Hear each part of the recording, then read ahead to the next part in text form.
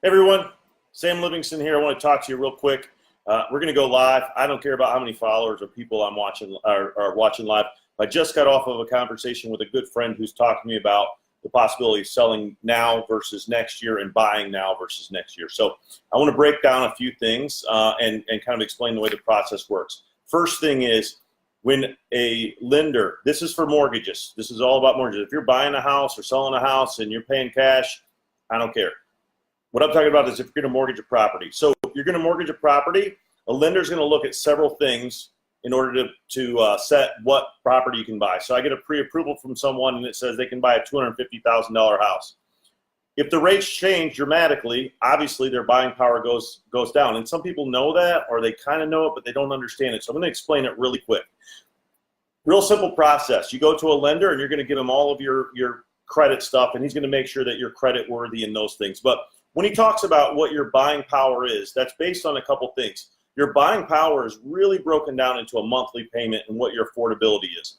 Part of that's going to be what's called the debt to income ratio. So he's going to add up your car payment, your credit card payments, all of the payments that you have going out, student loans, whatever it may be, and he's going to throw those in and he's going to say, hey, this person brings in this amount of money, but this much is going out and it's committed to these bills. So that's your debt to income ratio.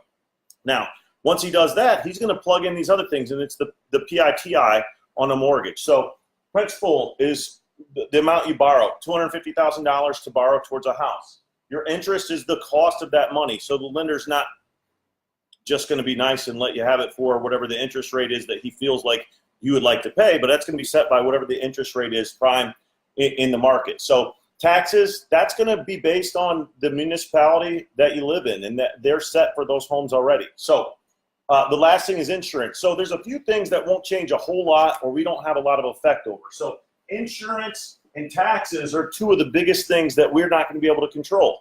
The municipality is going to say what the yearly taxes are. The insurance is going to be set by what type of home it is, what you might have in the clue report, and things of that nature. So the two things that are mostly we're going to be concerned with, or a lender is going to be concerned with, is the principal and the interest. This is going to determine your buying power. So the question is, what happens when interest rates go up? What kind of a position am I going to be in? And what I want to say is your buying power is going to dramatically decrease if interest rates go up. It's simple math. So we're going to look at this and say, here's our taxes and our interest, basically. And don't worry about the size or the scale. But I know, so our insurance payment and our taxes are set. We know what they are. Our principal is going to be backloaded. So in other words, we're going to pay mostly interest up front. So as interest rates go up, this piece of the pie is going to go up, and this is for the interest. So this piece of the pie is going to go larger and larger, and it's going to leave less room for these things. Remember, the only other tangible thing we have in here is our principal. So as interest rates go up, the amount of principal that we can borrow goes down. Now, what does that do for the buyer and the seller? We're in a market right now that is increasing slowly but steadily in interest rates. So what we're seeing is houses, because we've traditionally, I think we were at 3.25 in the last 18 months, people had a lot of ability to buy houses. So what that did is it drove tons of buyers into the market. We didn't have enough inventory, and so people jumped in and they increased the pricing of the property simply by being inventory starved, multiple offers. Houses that we thought we could get 200 for, we were getting 210 for, or 220 or 230 or whatever it might be. So it gives us that inflated price point. Here's what happens when the interest rates go up. The same house that would have cost us, say, $1,200 a month with our principal, interest, taxes, and insurance goes up by a point.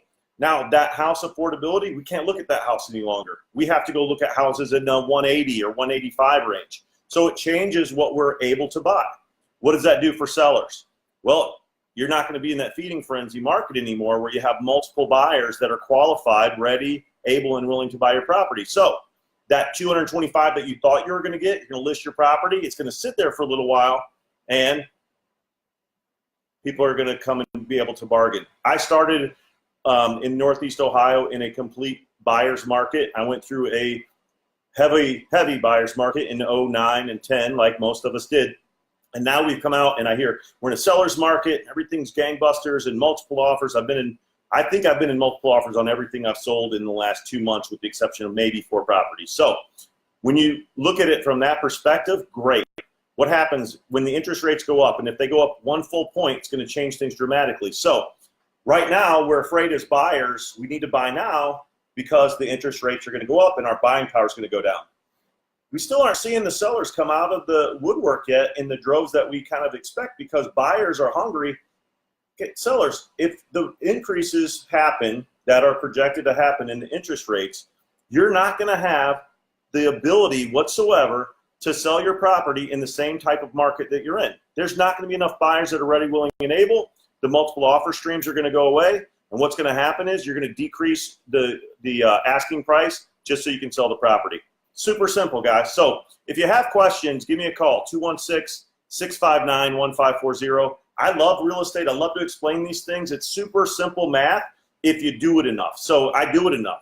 I don't expect everyone to know these things, but when the interest rates creep up a little bit, we've seen them creep up more than a full point in the last year, and it's changing the buying power that people have dramatically. So don't get caught in a bad spot, either buying or selling. Call a real estate agent. Call someone that you know and that you trust. Get to a lender, get pre-approved, and go get a house. Thanks, guys.